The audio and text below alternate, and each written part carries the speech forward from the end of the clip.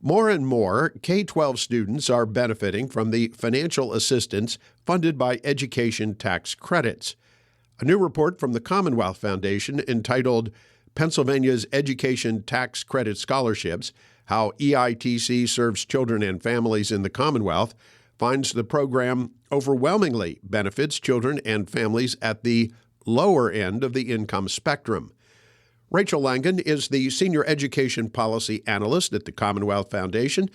She's here now to discuss the report. Rachel, welcome to Lincoln Radio Journal. Rachel, we are going to talk about the impact of the EITC program. For our listeners who have not heard of the program or who have heard of it and aren't really sure what it is, tell us what EITC means and what is the program all about? EITC stands for Educational Improvement Tax Credit. It is a program available in Pennsylvania that allows Pennsylvania residents to have a PA tax liability. So if you owe taxes in Pennsylvania, you can participate in this program. So it allows taxpayers to redirect their tax money that they would normally pay to Harrisburg. Instead, they can make a donation to a scholarship organization that will help to offset tuition at a private school for Pennsylvania students who are within a certain income for their family. And how is this program funded? So this program is funded through state law, but tax credits. So that means the state sets aside money earmarked for this program, and it basically counts against revenue in the state. So it does not siphon money away from public schools, which often critics will say that it does. So it's more or less, to try to simplify it, do a federal tax return and you have a deduction that you can take. It's similar to that. There's a little bit more paperwork involved, but it's affecting the state revenue, state tax collection, redirecting those dollars to students in need rather than paying your taxes directly to Harrisburg. If a parent were interested in having their student participate in this program, Rachel, how would they go about doing that?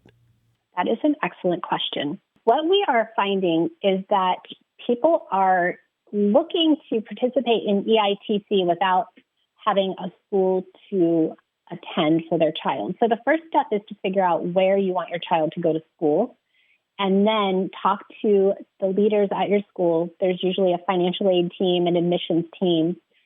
Those people will be able to put you in touch with applying for an EITC or OSTC scholarship. It's often a separate application than your admissions application to the school, but the admissions team will be able to give you information for that. In terms of these EITC scholarships, then, they can be used at any type of a non-government school or even government school?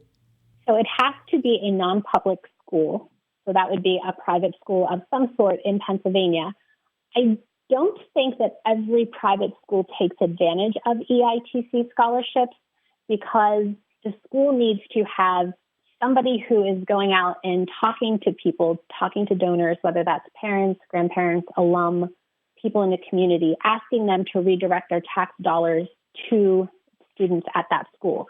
So it's not as simple as just signing up for the state and saying like, oh, send me tax credits. You have to actually solicit those tax credits from donors.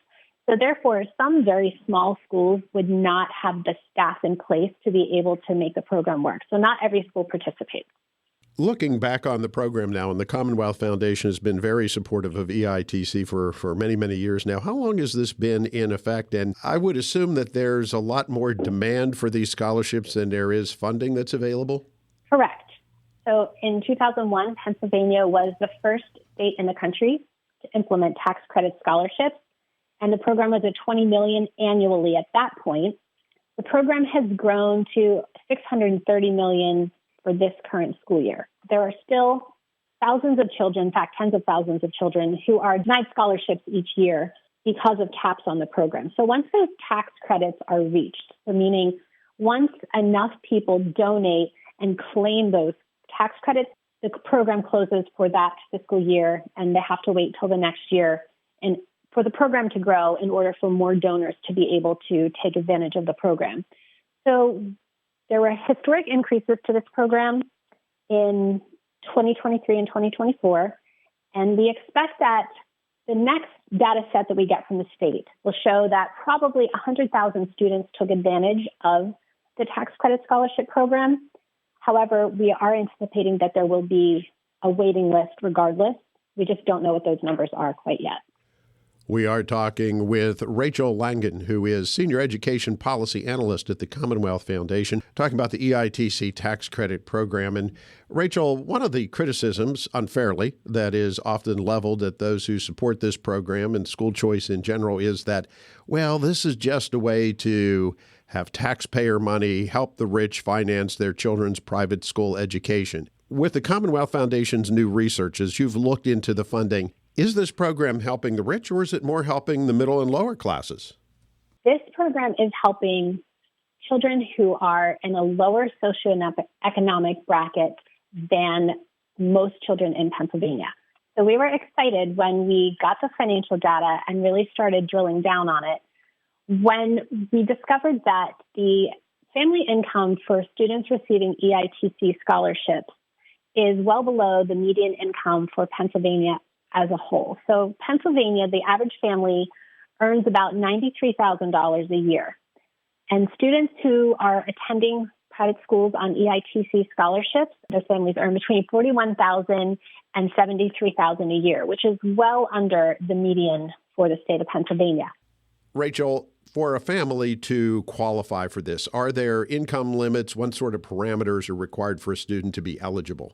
Yes, there are income limits that are based on federal poverty guidelines.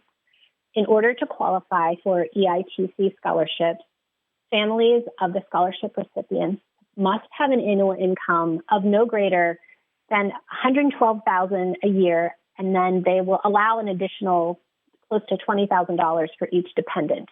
So that's a fairly generous guideline.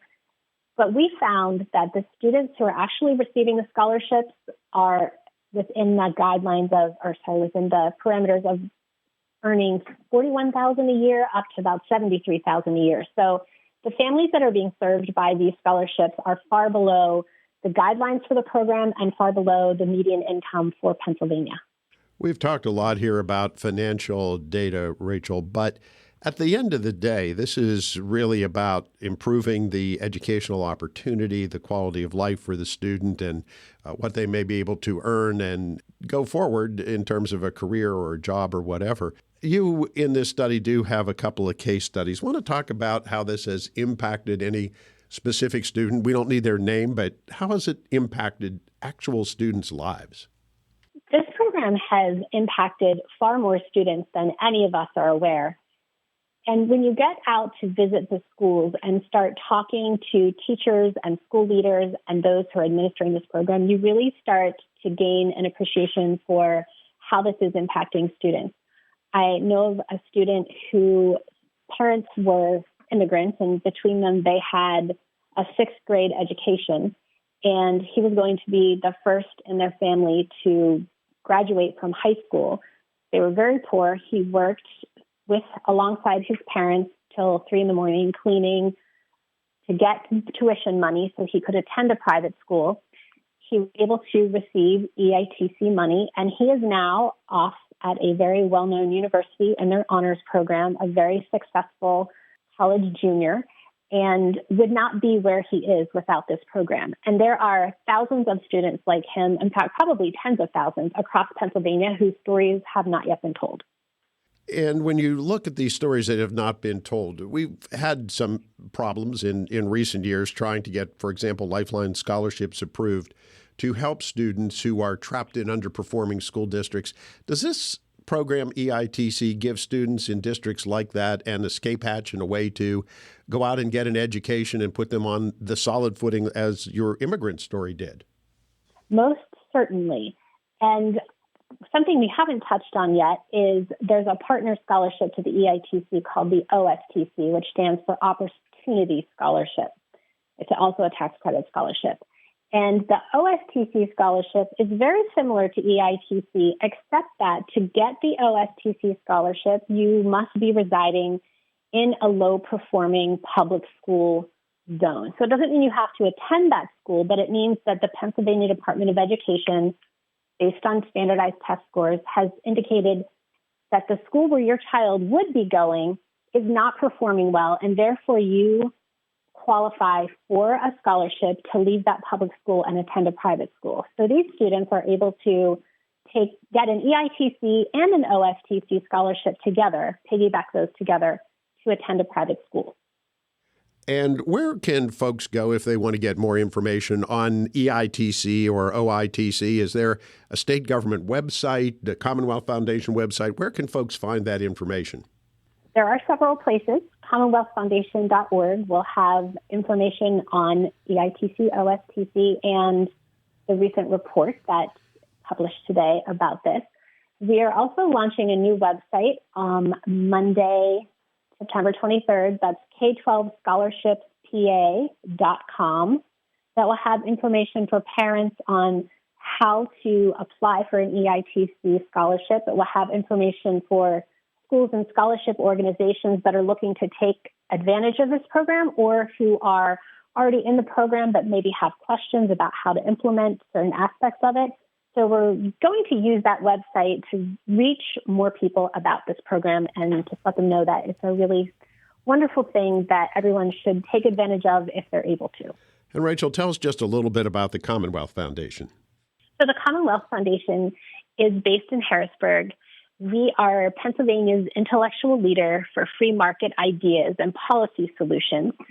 And in this case, policy solutions that advance educational opportunity and expand school choice in Pennsylvania. Rachel Langan, Senior Education Policy Analyst at the Commonwealth Foundation. Rachel, thank you so much for taking time to be with us. Appreciate it.